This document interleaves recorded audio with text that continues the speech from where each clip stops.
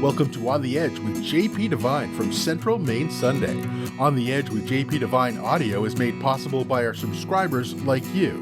Thank you for listening and supporting local journalism in Central Maine. Now here's JP Devine. From Yafa Adar on Hanukkah.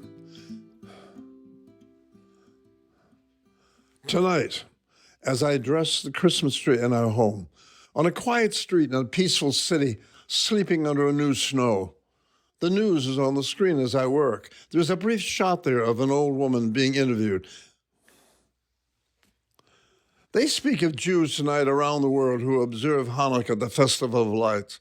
I write observe, not celebrate.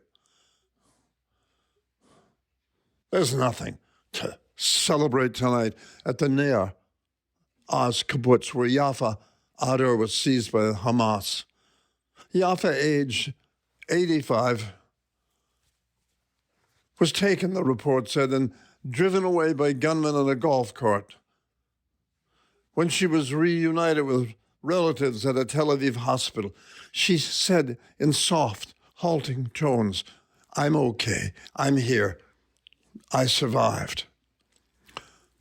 I'm okay, I'm here, I survived, were words spoken down the long alley of history by every Jew who ever took a breath, not just now and here in Israel, but over the 2 million Jews who survived the dark waves of World War II. Tonight, as Hanukkah begins, we near the end of a year darkened by attacks on Jewish houses of worship and on the streets of our cities. Outside a Jewish temple in upstate New York, a 28-year-old man fired 2 rounds from a shotgun hours before the start of Hanukkah. That's only one of a growing number. Anti-Defamation League said this week that since the Hamas attack on October 7th, anti-Semitic incidents in the U.S. increased 388%, according to preliminary data.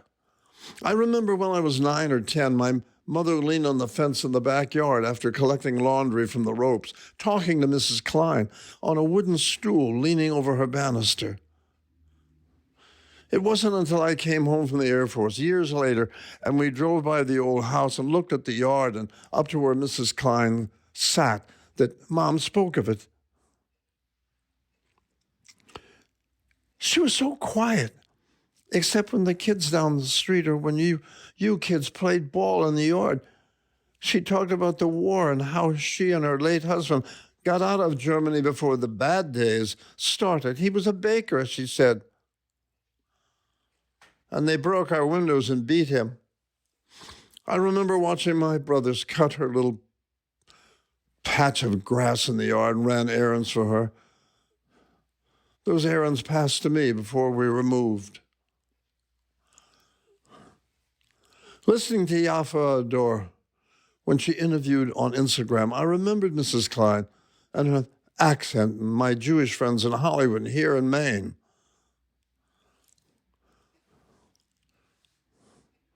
On Instagram, this was recorded. I am now speaking as the grandmother of Tamara Adar, Yafa said. I spent 49 days in that hell. I'm begging from all decision makers. Get the kids out. Get them all out. It's not easy, not for them and not for their families, not for anyone. I'm asking, begging, bring them home. As I call now from here, I think I can be a voice for many more mothers and grandmothers who are asking for the same request. Free the children now. I want to see them now, not when I'll be in a coffin. On this day, as we finish decorating the tree and begin the celebration of Jesus' birth, 136 people in a country where Jesus was born, Jews are still in the captivity at the hands of Hamas. I want to hear this from all their mouths. I'm okay. I'm here. I survived. Thanks for listening to On the Edge with JP Devine. On the Edge with JP Devine audio is made possible by our subscribers like you. Thank you for supporting local journalism in Central Maine.